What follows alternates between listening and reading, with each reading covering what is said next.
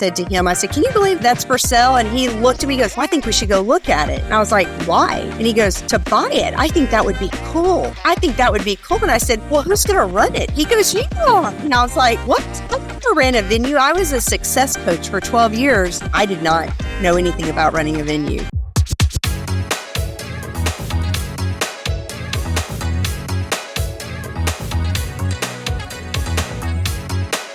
Welcome to the Venue RX. On this show, we document and share best practices around owning, operating, and managing world-class wedding venues. Christi, welcome to the Venue RX podcast. Thank you so much for being here today. It's an honor to be here. I'm so excited to chat. We met, a couple weeks back, actually, in Georgia at an event for venue owners, and it was just wonderful connecting up with you and hearing about your experience. And I can't wait to share that with the audience today. Thank you. Well, tell us a little bit about you, and it's Green Gables Farms in North Carolina, correct? Yes, Statesville, North Carolina, just north of Charlotte. Amazing. Okay, launch in. Tell us a little bit about the property. Kind of give us a picture of, for anyone who's listening on the podcast, describe the venue. What does it look like? It's a beautiful venue. So it's 35 acres. It is a farm. It's not a working farm, but it is a beautiful 35-acre farm with that long, beautiful driveway with trees, horse pastures on each side. We have 2 horses, Junebug and Echo, and they love to take photos and they love weddings and all that kind of stuff. But it's 35 acres. We have a beautiful vintage farmhouse. It's sitting behind me, and that's where our bridal suite and groom suite and all that stuff is at. And then we have a cute barn that's for cocktail hour. And then we have a beautiful stone and wood pavilion that's almost 4,000 square feet with restrooms and stuff. It's not enclosed. It's not, we don't have air conditioning or anything like that, but it's just stunning because it's sitting just up on top of land that's surrounded by tall, majestic oak trees and cedar trees. So it's a beautiful property. It's a haven and that's what everybody says when you pull on. It's a haven. So that's gorgeous. And I haven't seen it. I've seen some of the pictures online, and I have your website up here, and we'll have the links for everyone to go check out. But it sounds stunning, and I'm curious. Give us more of the specs in terms of like how many people do you typically accommodate? You mentioned that it's you don't have the AC component, but do you have getting ready suites on site? Like, kind of give me some of the other specs. Yeah. So, we can, our parking lot will hold 200 cars easily. And so inside the pavilion, the reception area, we say you can seat 220 with a DJ. And then there's areas outside that if you wanted to put tables and tents and stuff like that. So we reasonably, with the 200 car parking lot, you could reasonably get 300 people for a wedding here. I mean, easily. And even the cocktail bar, though you would not sit people inside there, that many people, you could easily have 300 people walking the property, playing cornhole, all that kind of stuff, walking to the horses and stuff. So there's plenty of walking space, a lot of footprint here. And then for the farmhouse, that is a 3,000 square foot house, and it's got an entire upstairs that's got a makeup room and a sitting room for the bridal party and a huge bathroom up there. And then downstairs, we have a living room and a dining room and a kitchen and a groom's room with restrooms and everything. So there's plenty of space. Patio, I'm sitting on the back patio. You can hang out here. So there's a lot of room here. That's so neat. I love it. I am excited to talk specifically today about a couple of pieces of the venue puzzle, right? And we chatted a little bit about this when we met. But before we do that, I love a good origin story, and I'm really curious to hear how you got into it. I saw a snippet of the story on the site, but I mean, that's fascinating. Tell me more. So I have 2 adult children. Cade is my oldest. He's 30, and my youngest is Dakota, 26. But so Cade and Carrie, our oldest, they got married out here. So we came out here for the wedding, and my husband, who's in NASCAR, actually got to be in the wedding and then had to go back to the racetrack, Martinsville. For anybody who knows racing, Martinsville is just 2.5 hours away. So it was just a blessing that weekend that was the race. So we had to go back. Everybody was at my house after the wedding, the day after the wedding. And we were just sitting around chit-chatting. I was feeding everybody, having a good time. And my daughter-in-law said, "Can you believe that wedding venue's for sale?" And I was like, "Oh, that's crazy. That's interesting." Never thought about it. 2 days later, after my husband gets home and everything, I said to him, "Can you believe that's for sale?" And he looked at me and goes, "Well, I think we should go look at it." And I was like, "Why?" And he goes, "To buy it. I think that would be cool.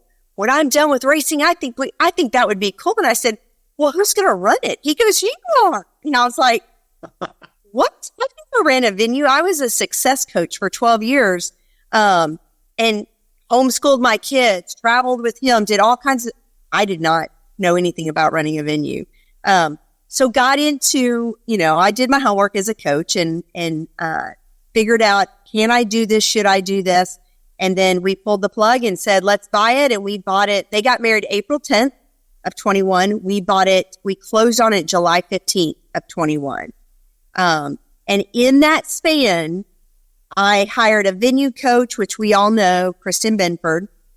And I took some master classes with other people. I read probably 4 books on venue owner stuff and how to run a business like that, event planning, all that kind of stuff.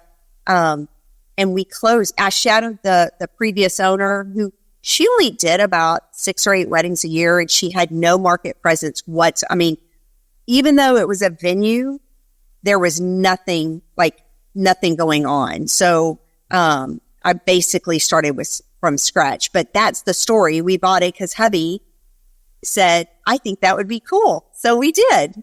I love that. He was like, I have a job for you. We're going to buy this property and you're going to get into this. That's amazing. So there are so many pieces of this that I want to ask you about. But did I get the timeline right that you were planning your son's wedding while you were? No. There was no overlap. They got married April 10th and we closed on July 15th. So I didn't even know it was for sale until April 11th. Had no clue. But I think it's interesting how I had just gone through all of that with my daughter-in-law and my son on choosing vendors and all that kind of stuff and writing checks and what it really cost. And then funny enough, my youngest son got married that year in November, but he got married up at Twickenham House, a beautiful venue up in West Jefferson on top of a mountain, 30-degree weather, outside wedding, Thanksgiving weekend. But we had 2 weddings. So think about that. 2 weddings back to back. And I bought a wedding venue right in the middle. So lot of changes in 21. That is wild. And you have to be a very courageous and, brave person to take on those challenges. I mean, that's amazing. You'll find that out when we talk about our subject today. So yeah. So help me understand, and I think this would be huge for the audience as well. Help me understand some of the decisions that you had to make or things you had to go through, because obviously you've done a lot of experience. You went through Kristen's program. You have done a lot of market research in prepping yourself to step into this role. But what were some of the things that stuck out to you? And even from the experiences from your son's weddings, what were some of the things that stuck out to you that said, I do not want to do this, or I do want to do this? Like, what were those things to you that really felt like had to be a part of your business?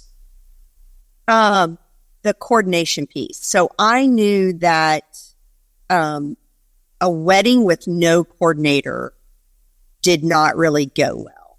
And I mean a quality coordinator. So, and I'm sure there will be planners and coordinators listening to this. I highly respect what planners and coordinators do, because they take care of so many things behind the scenes, and couples don't even understand the value they are getting there. There's so many fires they put out, and not just the fires that get put out, but the pre-planning, I already know this is going to be a problem, so let's solve it before it becomes a problem. And that's what they do. and they can move the ball along. So I knew coordination was key. Like we had to have coordination, whether we required it outside of our venue or we built it inside, which we ended up doing. Because think about it, coming out of 21, we had all those weddings in 22, or we had a whole bunch of weddings in 21, or people did, most did. And then 22, and I had couples trying to book and they could not get quality coordinators. And so we ended up building that in-house. That was one big one.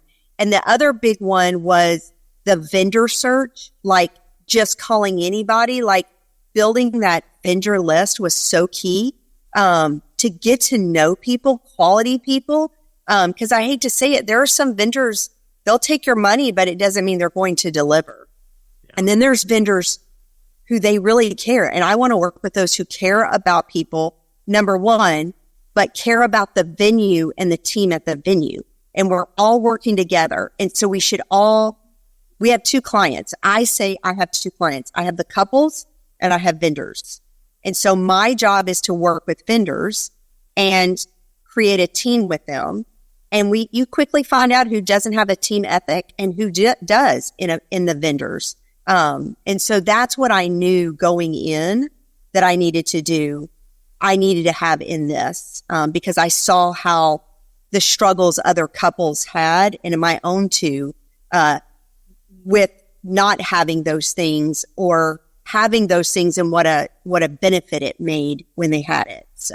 Hey there, thanks so much for watching or listening. I wanted to take a moment and share about Common Sense Events. Common Sense Events is my company that professionally manages and operates venues all across the United States, and we're looking to work with a couple more venues this year. If you own a venue in Tennessee, Alabama, Georgia, Texas, North Carolina, we are looking to work with you. Our company comes in and takes care of the marketing, the sales, the operations. We hire all of the employees, we manage all the employees, and primarily our agreements are based off of revenue share models. So it's a very affordable way to have your venue professionally managed. And this is especially good if you're thinking about retiring, selling your venue, but maybe you don't want to sell the land, or you're looking for another management option than you currently have in place.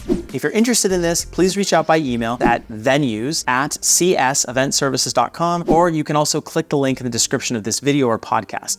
We'd love to hear from you and look forward to seeing if there's a way for us to serve you. That's huge advice. And I want to spotlight this one more quick piece of this.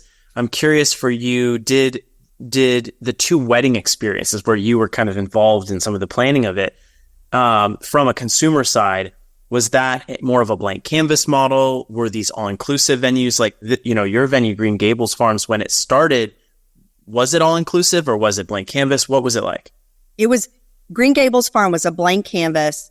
The previous owner rented the venue. It included tables and chairs. She rented out in the price. And then you had to choose a coordinator from a list. And then that was it. And she wasn't even on here, didn't even stay here the whole day. So really, you could just come in, do what you wanted, and that was it. There was nothing else.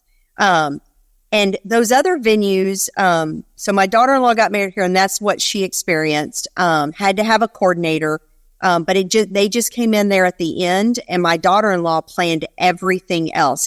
I mean, every little thing. And I remember even the night before, she didn't even do flowers. She hadn't even put her flowers together. They were just, and so I remember thinking, okay,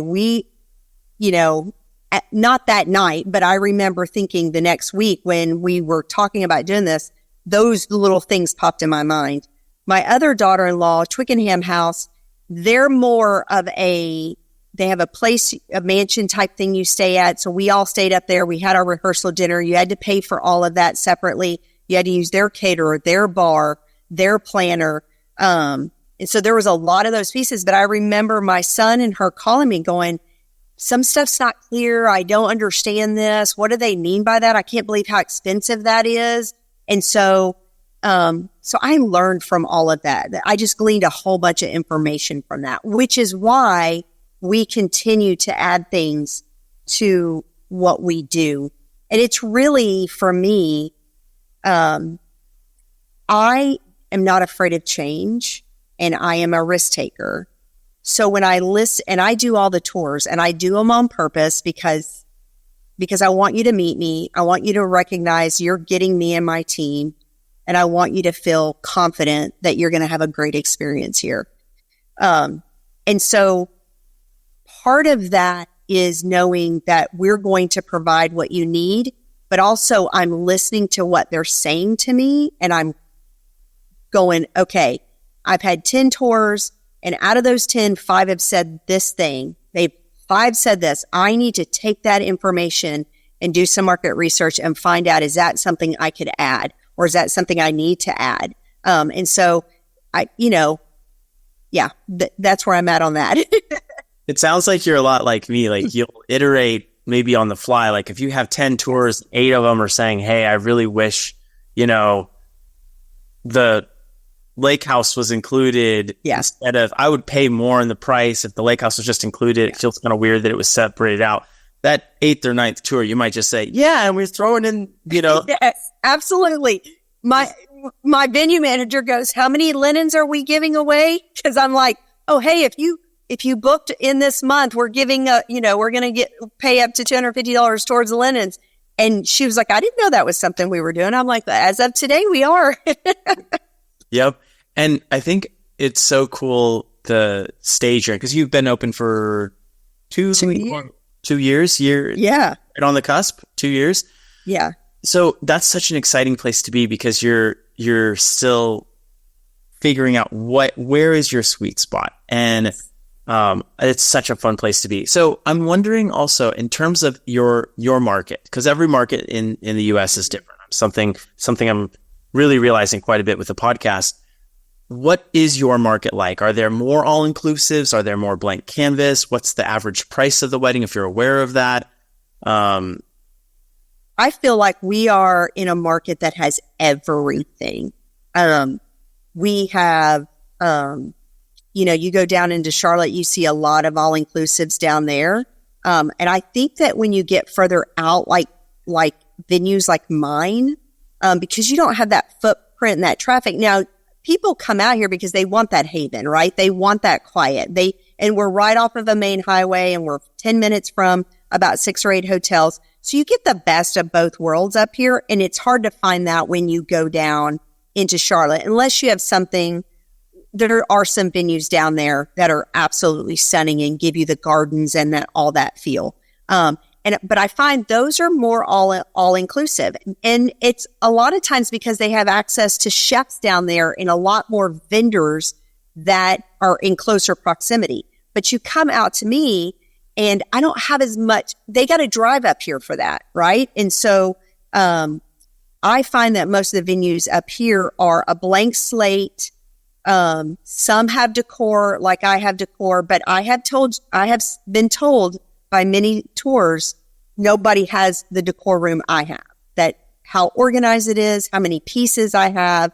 My goal is to fill enough to decorate 20 tables, because we guarantee up to 160 person on tables and chairs. So I have enough. I have many weddings that they don't buy any decor. They use everything I have, from chargers to centerpieces, everything. And it's included in the price.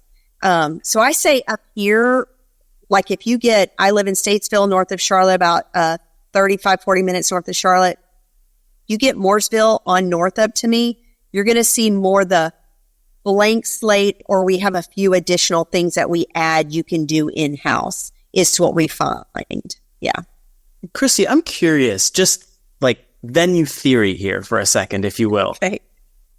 Because one thing we're working on right now is this kind of like venue operating system, but part of it, I want to chart out almost the life stages, the life cycles that venues go through. And I think that, as a new venue owner, you might start out, or as a new, or maybe just you don't want to be that involved venue owner, you want to start out with blank canvas, because as long as you have the property, and as long as the property is beautiful, it can kind of sort of sell itself a little bit. And you're not promising to be involved in the catering or the planning. So it's kind of like, yes, let's do that. That's kind of this minimum viable product. Then a couple years in, you're like, hey, gosh, we really got to include planning. And then a couple years later, it's like, man, having all these random caterers here all the time is not the business. We got to do something, right? So then you start layering in, and then the people in the room who are 10-year, 20-year, 30-year venue owners now, they're doing much more of an all-inclusive package, because it's like they know they can tightly control those pieces. Does that resonate with what you see in the market? Yes, I see it. Well, because I I'm very open. I like to talk to other venue owners, and they're welcome. We've got enough to go around. Look, there's plenty of people in this world. They're getting married. We've got plenty of, clients and stuff. And when you're talking to them and being in Kristen, in her coaching, you have venue owners from all over. I'm in the groups on Facebook and stuff. Even talking to planners is very interesting because they give you a lot of insight to other venues, right? Yeah. You find that exact same thing. I don't know many that come in and just say, I'm going to be all inclusive and I have this agreement with the chef and all that kind of stuff. Most of them start that way. I made a comment in my group, probably 2 months ago, that I'm now going to be going into my third year. And I feel like the first 2 years, you just kind of have this puzzle thing and you're shaking it up, and wherever it falls, it just kind of falls. And now I'm starting to put the puzzle pieces together and going, okay, that was a pain point we're solving. I did not realize that was an issue. And now I know why somebody like, is it Tirza Cafe and some place, you go, okay, that's why she does what she does. Because she's been in the business so long that she has seen it all. And she says, okay, I'm building to this level because I've been down here. And you see that. So I do agree that you see them go from blank canvas to, okay, now we're doing in-house coordination. Now we're doing bar. Okay, now we're adding catering. And now we're going to have an in-house DJ, and we're going to do, and then it's all inclusive, right? Whether they do it or they have their pulse on 2 or 3 and that's it. Mm-hmm. 3.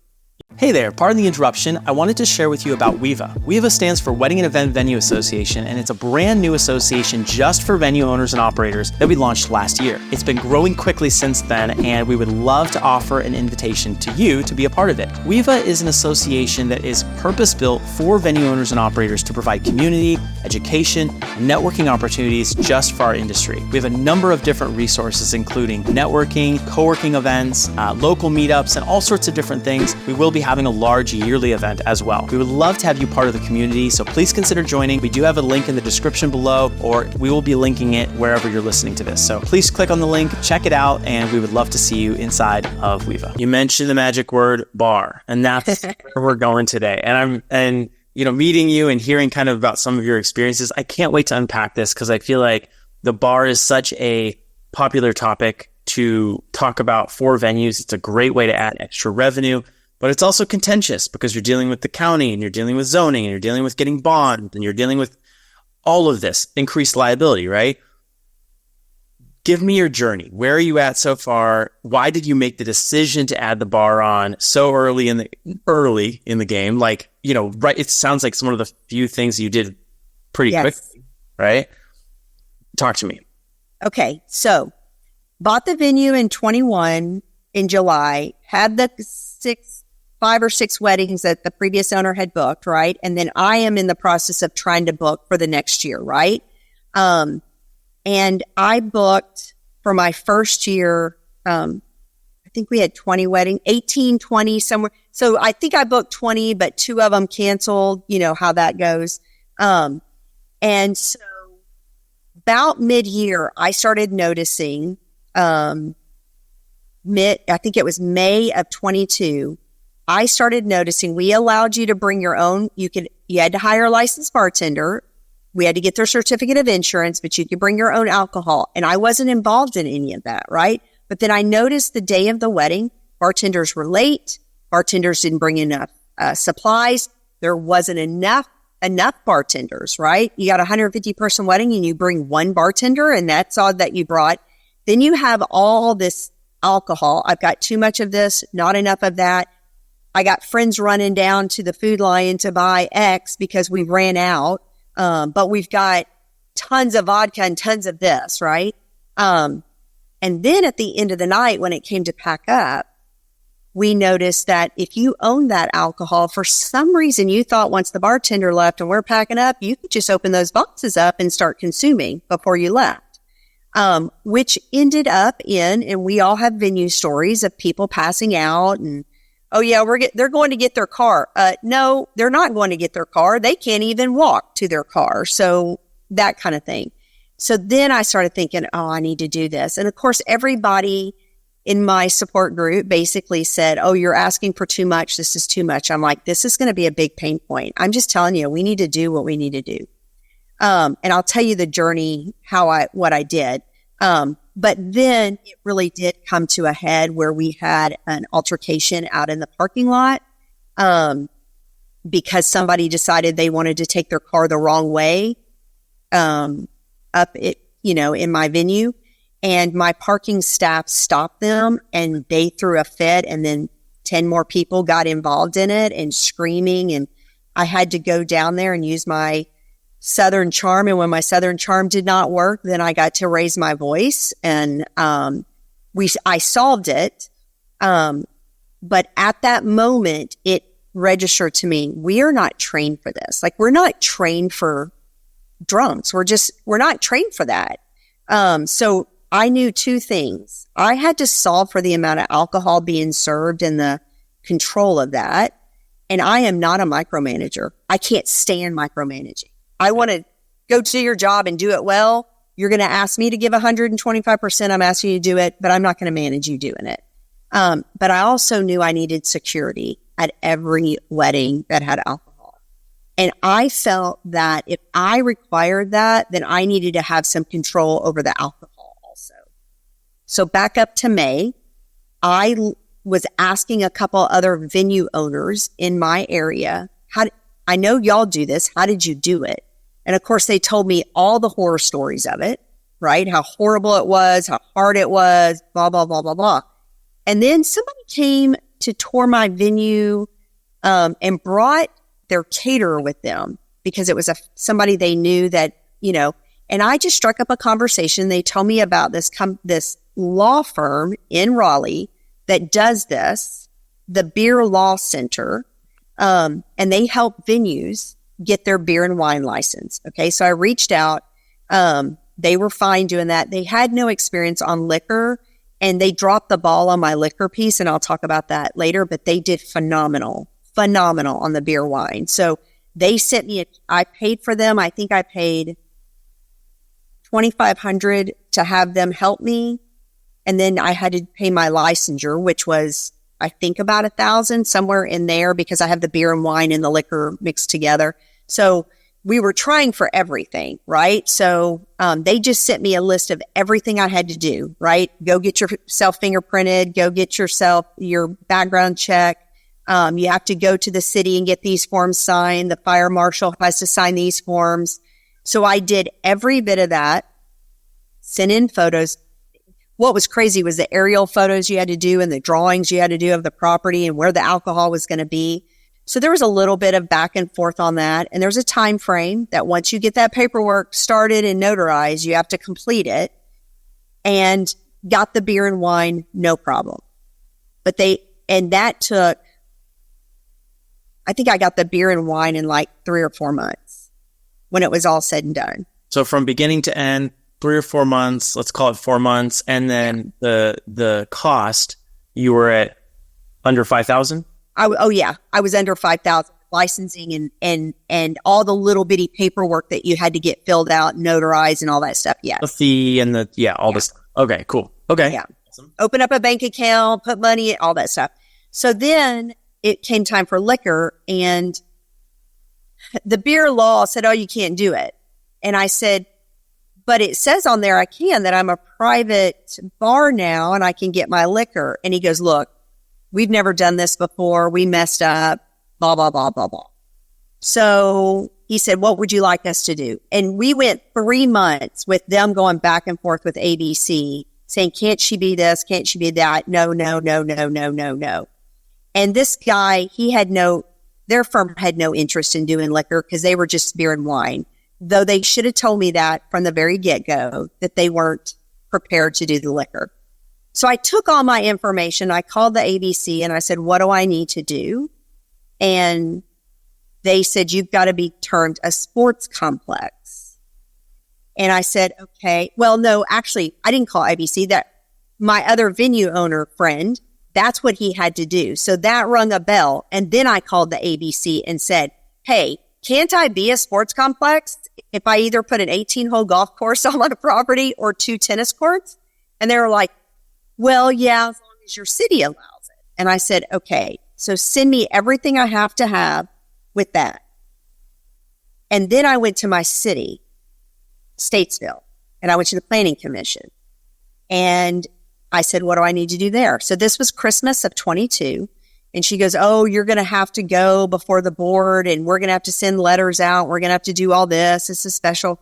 I had no clue how to do that. So I reached out to somebody who could help me with market research on, like, is this going to mess up this area? You know, all the paper, you have to fill out all this stuff for the city and answer questions. Yeah. You have to answer questions. You know, like, how do I know? So I hired somebody to do the study, right? And then that was December 23rd of 22. And she started this to do a little work. And January, like 5th, the planning commissioner calls me and she goes, hey, I'm wrong. You don't have to do all that. You just have to do X, Y, and Z and jump through these hoops, which were harder hoops. Well, they weren't harder hoops. They just were ambiguous. Where the other one was like clear, this is what you're doing. These were more ambiguous because it was what she felt I should do to get this. And so he is with the ABC. No, she's with the Planning Commission, the city of Statesville. I'm not even with the ABC yet on the liquor because my city had to approve it first. They sent you to the city to perform. Yes. Interesting. All right. Yeah. So go to the city. We got the tennis courts up in this goat pasture or this little piece of property that is on the side. Nobody sees. We put I bought two $50 off of Facebook Marketplace tennis courts, measured it all out, put it down. That was hilarious to watch grown men try to put a tennis court and measure everything just right because they say it's got to be a legit 70 by 120 with enough distance in between, all that kind of stuff. So she comes out, she makes me a list of stuff. Now, mind you, there's no bylaws for this. There's no statutes like the ABC has. It is strictly what she wants, right? And I jumped through every hoop. I put 2 parking spaces up there by tennis courts, but I'm not going to concrete them in. And I said, what do I need to do? And she goes, give me 2 black logs with a handicap sign on one. I mean, it's literally like, I feel like I went to the dollar store and DIY'd this thing. Okay. And she kept saying to me, you need 2 parking spots up there. And I'm like, nobody's parking there. Yeah, but they could. What if they did? Okay. So I said, just please. And I kept digging deeper. Give me X, Y, Z. And then I called I thought I was going to have it permitted, but because I'm outside the city limits and I'm exempt as a wedding venue because I'm a farm with 2 horses, I don't have to jump through some permitting that most people do. So that was a benefit. So she approved me to be a sports complex. Okay. She wanted to call me a tennis club because I had tennis courts. And so when I brought the paperwork up, I marked through that and put sports complex and said, I just need you to sign, so they signed it. Okay. But I also had to get NCDOT to give me a permit. That was something I never heard of for my driveways. So now that I'm a sports complex, I had to have permitted driveways for traffic to come in and go out. They were phenomenal to work with. Absolutely phenomenal. They'll tell you what you need in detail. So then I got all of that. So then I go back and give it to ABC and they reject me. They say, nope, you can't do it. And I said, why? And this new person, the original person I had talked to at ABC, who was the director, he's over the whole permitting. He said, you just need X, Y, and Z, right? Do this at the city, do this, that kind of thing. So I get given to this other lady and she's like, no, you can't. You don't have lights out there. You don't have this. You don't have that. And I emailed her and I said, there's nothing in the statutes that says that. And she goes, sorry, nope. And she made a comment like, it needs to be reasonable. Like, this is a tennis court. And so I emailed the director, the guy over permitting, and I said, Brandon, please help me with this. This person says this. She wants all of this. Please show me where it's in the statutes that this is required, because there's nothing in there. It says you have to have this or this, and that's it. And he came back to me and he goes, you're right. Let me look into this. And he emailed me back and he said, okay, here's what the lawyers want. They're very concerned about your fencing. And I was like, my fencing? He goes, yeah, what if somebody hits a tennis ball and it goes through the slats? And I'm like, I sent him all these pictures. Okay. And he's like, the lawyers are saying no. I said, Brandon, can we get on the phone? Can we just get on the phone and talk? So he gets on the phone with me, and I told my husband, he was mowing or something. I said, get over here for this phone call. And he was like, I don't have time. I said, get over here. So I get Brandon on the phone, and I'm like, Brandon, listen. He goes, Christi, you just don't have enough fencing around it to stop a ball from going through the slats. I said, at first I said, Brandon, it doesn't say anything about that fencing. It doesn't say a particular type of fencing. Like, you can have X, X, and X. I have what it says. It doesn't say anything else. And he goes, you're right. But the lawyers are concerned if somebody chases a ball and my husband goes, well, there's chicken wire around it. And the guy goes, there's chicken wire on that black fencing? My husband goes, oh yeah, all the way around it. And there was chicken wire on the fencing all the way around. You just couldn't see it it was hard to see. And he goes, oh, okay. He goes, give me 45 minutes. Hung up the phone. My husband goes off. Brandon calls me back. He goes, you'll have your liquor license by the end of the day. And I jump up, run to my husband crying. And that was persistence. Like, everybody told me, give up, you're done. They're not going to do it. And this took till June. Now, think about this. I started in January or December, really, on the liquor license. I did not get it until June 5th or 6th. It took that long. And it had nothing to do with the city as much as it had to do. The city stuff took me less than 2 months to do. And it was really because at first they said I had to do the board, and then they came back and said no. So we had to redo some stuff. But that getting that liquor was the hardest part. And the licensing, I'd already done all the legwork with the beer law. Now think about that. That $5,000 I spent with them, it was the same paperwork. It's not any different paperwork. So I just had to change one thing on the paper and spend $1,000 on the liquor license and do a entire new survey. That was the thing I had to do for the liquor license. I had 2 parcels, and they wanted all my parcels put together. So that was a couple $1,000s on that survey. So that was less than, I probably spent $4,000 to get that liquor license when it was all said and done. So I'm in under $10,000 for everything. Wow. Wow. So, wow. You're in under 10,000. It took you 3 months for the beer and wine, and then 6 months for the liquor. Yeah. But the liquor was really because I was fighting with ABC, the initial girl. Yeah. And then they would not respond to any of my phone calls or emails. And then I found out later it was because Brandon had something in his family happen, and he was out of the office for almost a month. And so, of course, none of those other people were going to respond to me because he had it. And so that's why it took that much longer. Got it. Gosh, that is wild. Okay, so there's so many incredible lessons here. First, kudos to you. I mean, you're a rock star for just the persistence, like you said, but just not being willing to take no for an answer, getting that first no, that second no, that third no, jumping through all the hoops. I've heard similar stories to yours, because your story that you just told us, right, was specific for North Carolina. Yes. And specific for your area, yes. Statesville, etc.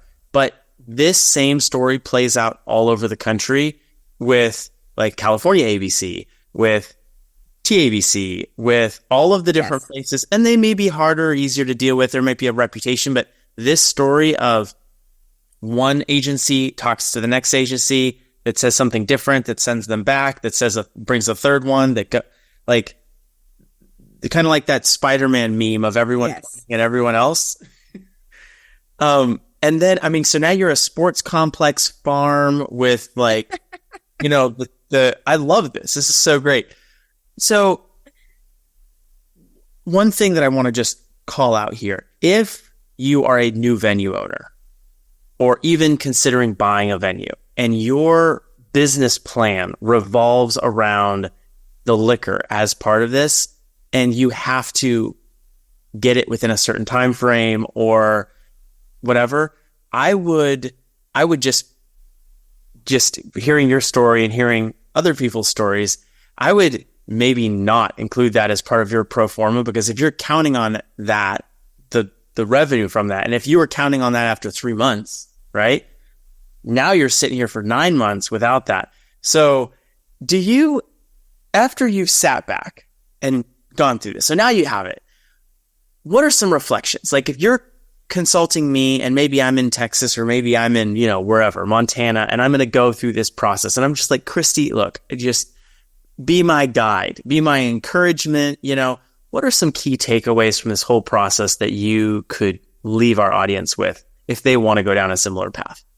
Well, first of all, I think it's very important that you don't just go to where you need to get your license at. You need to look at your city. Are you in the city limits? If you're in the city limits, it may be easier. If you're out of the city limits like I am, it may be tougher, but it's not impossible. You just need to go sit down with your planning commissioner, whoever gives you those permits in your city, and you need to talk to them, because there's the city level.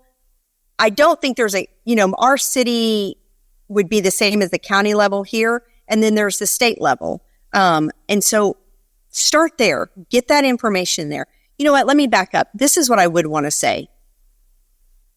Don't be upset that they have rules. They have those rules on purpose. Like my tennis courts, nobody's ever going to play them. I don't need parking spots. Like the 2 parking spots are up there only because my parking lot was too far away. And she goes, well, what if somebody handicapped plays? And I'm like, nobody's playing these tennis courts. They're coming down as soon as we're done. And she says, but they could. And I thought to myself, you know what? They have rules on purpose. People like me are not going to break them, but there are people who will break them. And they have these rules. That's the reason why we have 15, 20-page contracts for our venue, because no, I don't expect this couple to break these rules, but somebody obviously did somewhere, and that's why they have the rules. So my first thing is, don't get so frustrated that you're like, oh my gosh, I cannot believe they have these things, that we got to do this. That's my first thing. Recognize, respect, and treat these people with respect. That's my first thing. Number 2, go to your city, find out what you can do there, because it doesn't matter what you can do at the state level. It doesn't matter, right? If you can't do it at the city level, you're not going to be able to make it through to the state level, because they're the ones who have to sign off on it. Get in good with your planning commission, find out what's going on, talk to people, but be respectful to them. And then if you struggle with it, there are people who can help you get those. Like I had a checklist, and I just went through this checklist that the Beer Law Center sent me. There are companies that will help you, but I will tell you, if I look back on it now, I still would have done it the same way, because I don't know like that lawyer emailed me, hey, Christi, you need to fill this out. Okay, you missed this one. You need to do this. So that's important, right? So if you can find somebody to do that, great. But if you get pushed back on any of this and you're concerned about alcohol at your place, start with doing bartending only in your space.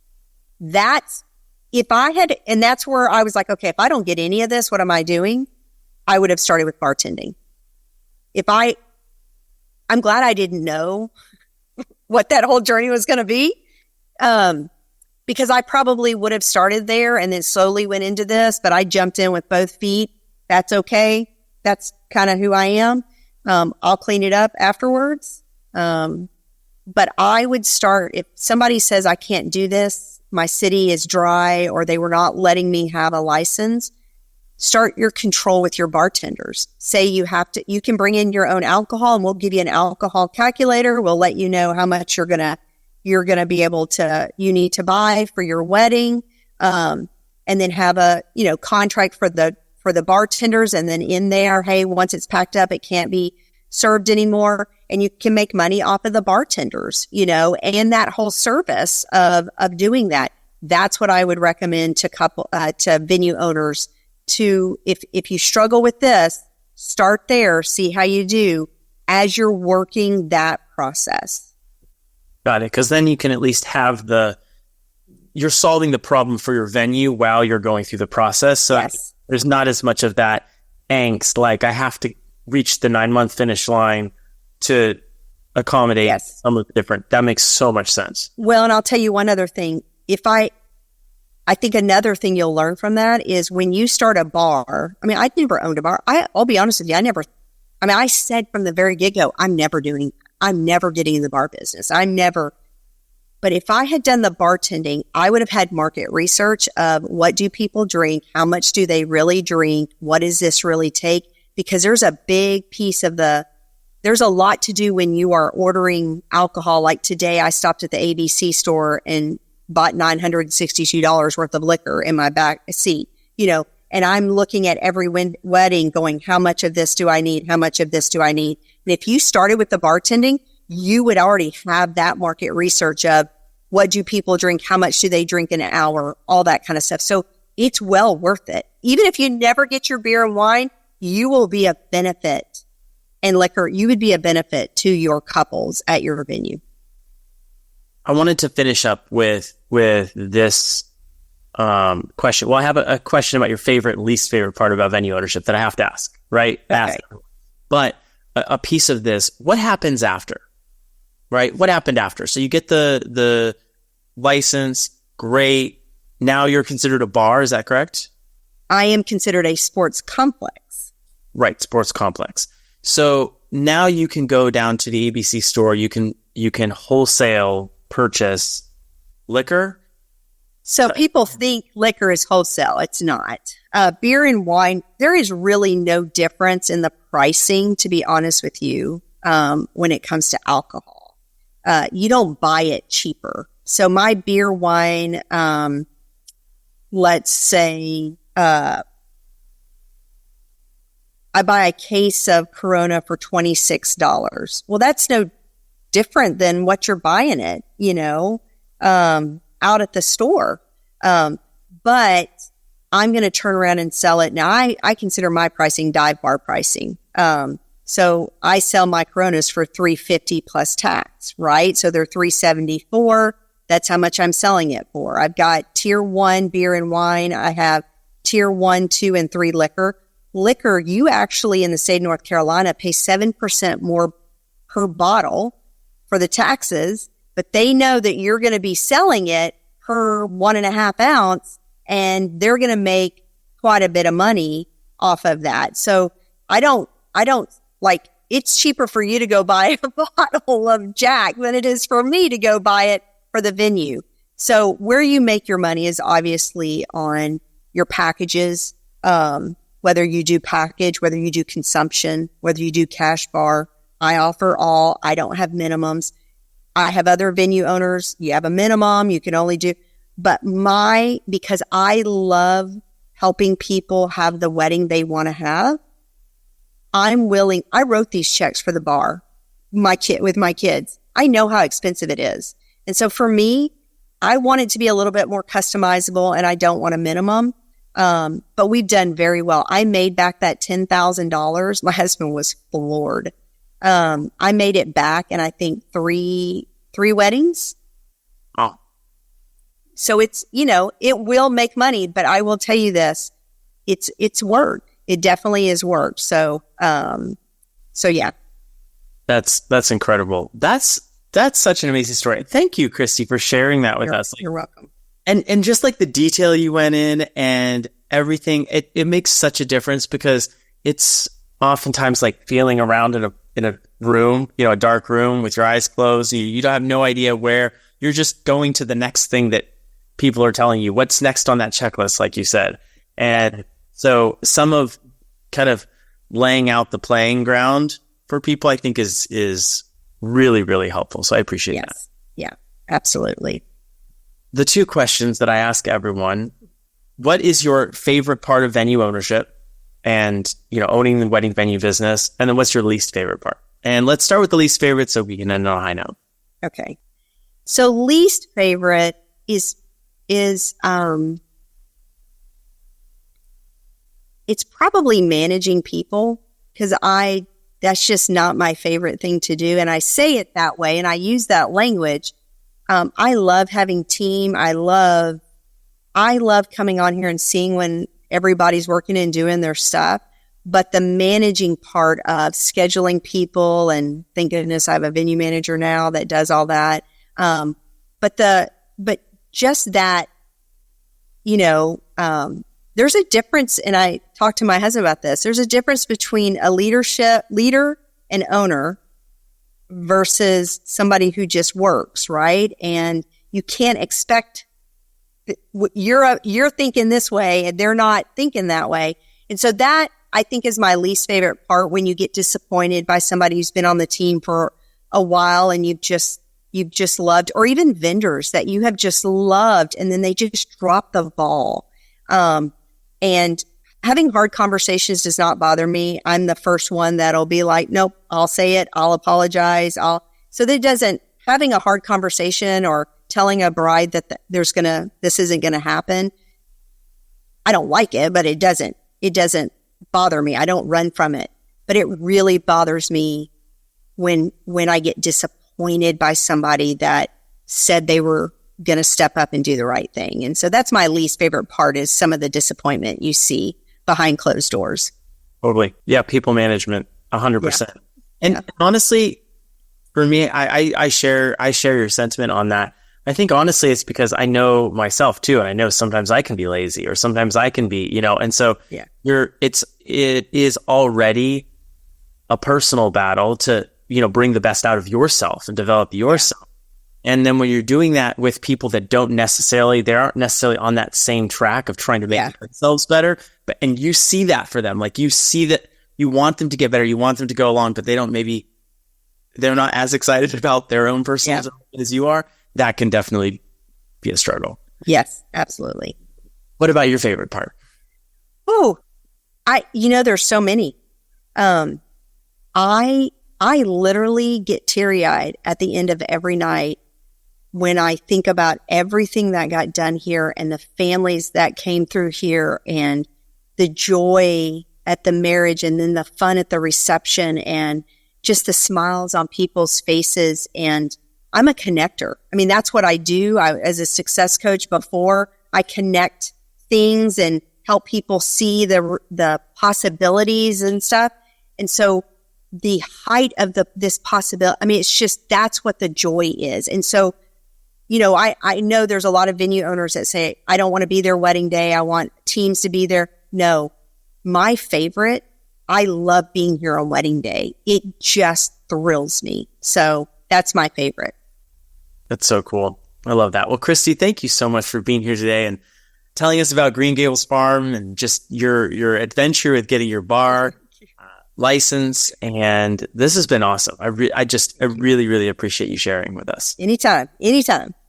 Awesome. Well, I will make sure all the links are below to all of the different places that people can find you. But if there's one specific place that you'd like people to direct you, where should people go?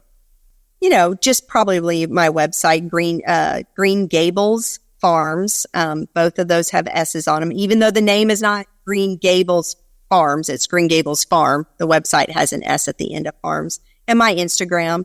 And if anybody, if any venue owners out there have questions on bar or whatever, or anything, I'm always willing to assist and help. And I think this is a great industry and we need support, and we don't need to hide behind our desks and our screens and think, what do we do? What do we do? There's a big enough support group to guide and help and assist. And so. Totally. I have to add, you also are part of WEVA, Yes. the founding 50 members. And Yes. it's what you just described is exactly, we haven't talked about it on the podcast before. So anyone who's listening, hearing about this, well, we need to do like an actual episode about it, but that's what WEVA is about, the Wedding and Event Venue Association, like providing that, because you're right. People, I think there's a lot of fear around the process. Mm-hmm. And I think the whole fear kills more dreams than, failure ever will. Like it's like, oh no, we don't want to start, or we don't know who to ask. And so some of those things, like dispelling some of those fears, it's what the podcast is about. And it's also what that community with WEVA is about. So yeah, if you're a venue owner or operator, we're officially opening it, not the beta launch in January of 24, but Christi's special, she's in a little early. So yeah. I'm excited about that because I think we need it, right?